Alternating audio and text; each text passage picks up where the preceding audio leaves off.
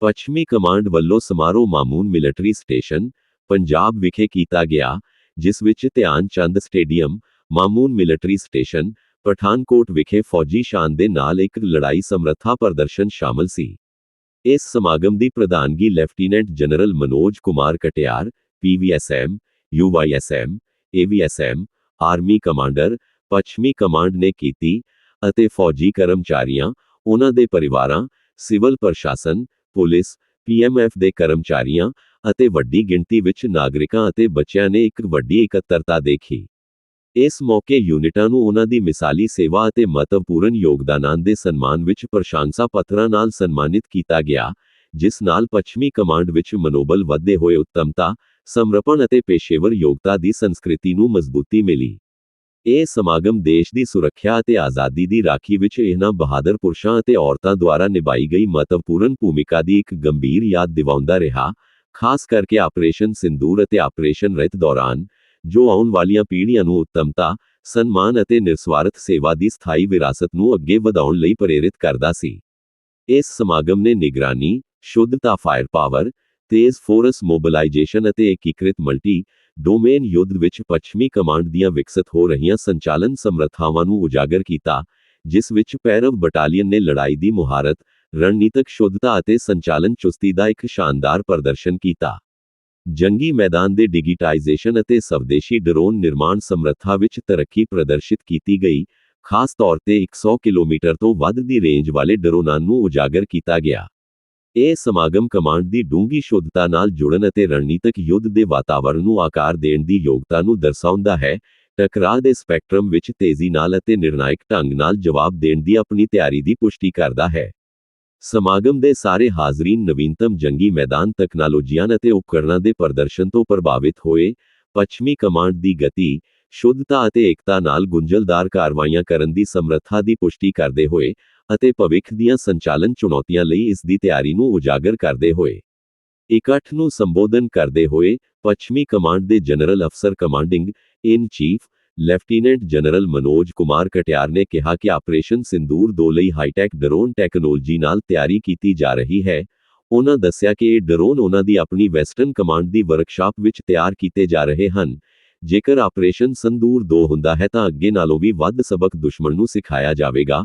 ਉਹਨਾਂ ਕਿਹਾ ਕਿ ਸਨਮਾਨ ਸ਼ਹੀਦ ਸੈਨਿਕਾਂ ਦੀਆਂ ਕੁਰਬਾਨੀਆਂ ਅਤੇ ਸਾਬਕਾ ਸੈਨਿਕਾਂ ਦੀ ਸਥਾਈ ਵਿਰਾਸਤ ਤੋਂ ਪ੍ਰੇਰਨਾ ਲੈਂਦੇ ਹੋਏ, ਅਸਾਧਾਰਨ ਹਿੰਮਤ, ਪੇਸ਼ੇਵਰਤਾ ਅਤੇ ਨਿਰਸਵਾਰਥ ਸੇਵਾ ਨੂੰ ਮਾਨਤਾ ਦਿੰਦਾ ਹੈ।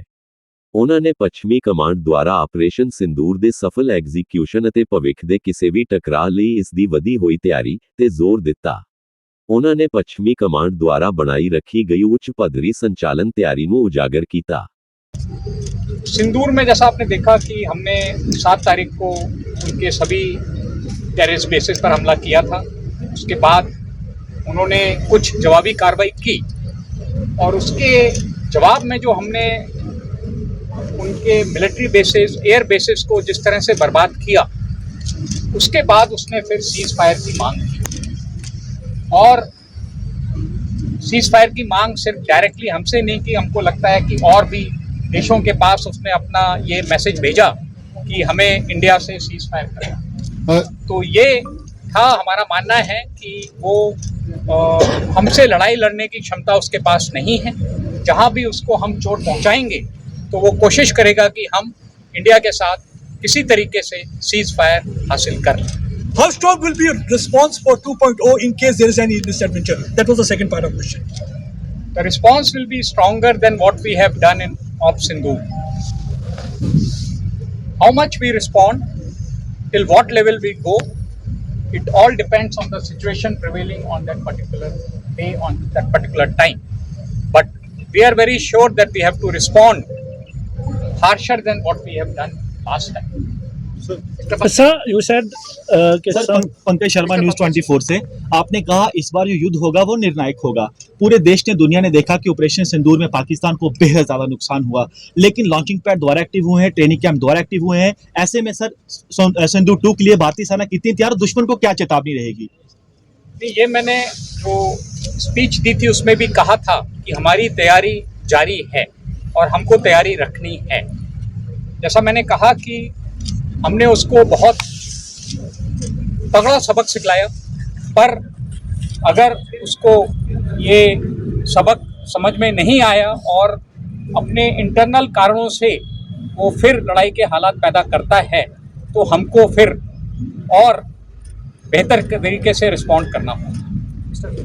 Sir, you said that Pakistan approached some nations for a ceasefire because the US president has been saying that he was the person who mediated for the ceasefire. Is it right, sir? Cease fire का जो प्रकरण है, जो हमारा पाकिस्तान से बातचीत हुआ था 7 तारीख को हमले के बाद, हमारे डीजीएमओ ने मैसेज भेजा था कि हमने अपनी कार्रवाई पूरी कर ली है, अभी हम बात करना चाहते हैं, पर उसने उस समय बात करने से इनकार किया। और उसके बाद जैसा आपको पता है अगले 88 घंटे जो लड़ाई हुई और उसके बाद उसने फिर हमको अप्रोच किया। जब उसके मिलिट्री बेसिस पर बहुत ज़्यादा नुकसान हुआ तो उसके डीजीएमओ ने फिर हमारे डीजीएमओ को अप्रोच किया कि हम बात करना चाहते हैं, और उस बातचीत में सीज फायर का जो मसौदा था वो तैयार है। तो सीज फायर का जो क्रम है वो इसी तरीके से है कि उनके डीजीएमओ ने हमारे डीजीएमओ को रिक्वेस्ट किया सीज फायर के लिए और हमारी गवर्नमेंट ने डेलिब्रेशन के बाद उस रिक्वेस्ट को एक्सेप्ट कर लिया। सर 7 तारीख को जब ऑपरेशन सिंदूर के तहत हमने जैश और लश्कर के हेडक्वार्टर्स को पूरी तरीके से डिस्ट्रॉय किया, उसके बाद अब ये जानकारी दोबारा से निकल कर सामने आ रही है कि उसको दोबारा से रीबिल्ड किया जा रहा है। सेना के पास क्या कुछ जानकारी है इस बात से? नहीं, हम उसकी जहाँ भी इस तरह की हरकतें हैं, कार्रवाई हैं, हम उस पर पूरा नज़र रखे हुए हैं और हमको इस बात का ज्ञान है कि वहाँ पर क्या कार्रवाई हो रही है, वो किस तरीके से अपना टेररिस्ट बेसिस को अगर रिजुविनेट कर रहा है या दोबारा से इकट्ठा करने की कोशिश कर रहा है, तो हमें उसकी जानकारी हासिल है और जो हमारा प्लान है वो हम उसके लिए बनाए हैं। Sir Gursimran from Republic TV. Sir सवाल के 2 पार्ट्स हैं। एक तो सर आपने कहा कि Pakistan state is being ruled by the military leadership and what all is being done is just to make that they are relevant. Sir how do you see this sir? Then I ask. No, this I said in my speech also that Pakistan military leadership wants to remain relevant. They don't want the politicians to take over the power. So the relevance of Pakistan military leadership comes through a state of confrontation with India. So their aim is to maintain this state of confrontation. So despite lot of our peace efforts, we have done it number of times. You are aware, Mr. Vajpayee went to Lahore in bus, but then Kargil happened. Now also we have tried number of times peace effort, but something we will keep doing to keep the state of confrontation with India alive, and that is a cause of worry for us. The second question is, sir, yesterday we saw the US President Donald Trump saying that had I not intervened, the Pakistani Prime Minister would have died. Sir, you have been part of this entire system that carried out Operation Sindoor, and do you feel that our response was so apt that the Pakistani Prime Minister was going to be this or that? हमारा response op सिंदूर में बहुत clear है। हमने किसी भी civilian area को target नहीं किया, हमने शुरू में सिर्फ टेररिस्ट बेसिस को टारगेट किया और जब पाकिस्तान ने रिस्पॉन्स में हमारे कुछ मिलिट्री ठिकानों पर हमला किया तो उसके जवाब में हमने उसके मिलिट्री ठिकानों पर हमला किया। इससे ज़्यादा हमारा ऑपरेशन सिंदूर में कोई एम नहीं था। हमारा एम जो ऑपरेशन सिंदूर में था वो हमने पहले आधे घंटे में हासिल कर लिया, उसके टेररिस्ट ठिकानों को बर्बाद कर दिया। उसके बाद की जो कार्रवाई थी वो पाकिस्तान ने क्योंकि हमारे बेसिस पर हमला किया तो हमने फिर उसको सबक सिखाना था और उसके बाद की कार्रवाई उस कारण से हमने उसके जो मिलिट्री बेसिस और एयर बेसिस पर हमला किया। सर अंकित टाइम्स नाउ से मेरा सवाल आपसे है, ऑपरेशन सिंदूर में हमने देखा था कि किस तरीके से भारतीय सेना ने आतंकियों के कई टेरर कैंप्स, लॉन्च पैड्स तबाह किए। अभी अगर आप कोई नंबर शेयर कर सके जो एक बार फिर एक्टिव किए गए हैं आतंकियों की तरफ से टेरर कैंप्स या फिर लॉन्च पैड्स। नहीं, जैसा मैंने कहा कि हमें इस बात की जानकारी है, पर क्योंकि ये जानकारी हमारे मिलिट्री ऑपरेशंस की प्लानिंग के लिए ज़रूरी है, तो इसको हम शेयर करना इस समय उचित नहीं समझेंगे। पर आप ये मान के चलिए कि जो भी कार्रवाई पाकिस्तान में हो रही है टेरर इंफ्रास्ट्रक्चर को लेकर के, हम उस पर नज़र रखे हुए हैं। सर मेरा सवाल दहशत गर्दों से जुड़ा हुआ है, क्योंकि आपने अपने स्पीच में दहशत गर्दों का भी जिक्र किया, और ये साल अगर हम माने तो आपके लिए काफ़ी लकी रहा है, क्योंकि आपको काफ़ी हिट्स मिली है। तो सर इंटरनल और इंटरलैंड में जो सिक्योरिटी थ्रेट है या जो सिनेरियो है मिलिटेंसी का, उस पर सर कुछ आप लोगों ने देखा है कि जो भी मिलिटेंसी के पैरामीटर हैं वो जम्मू और कश्मीर में लगातार नीचे आई।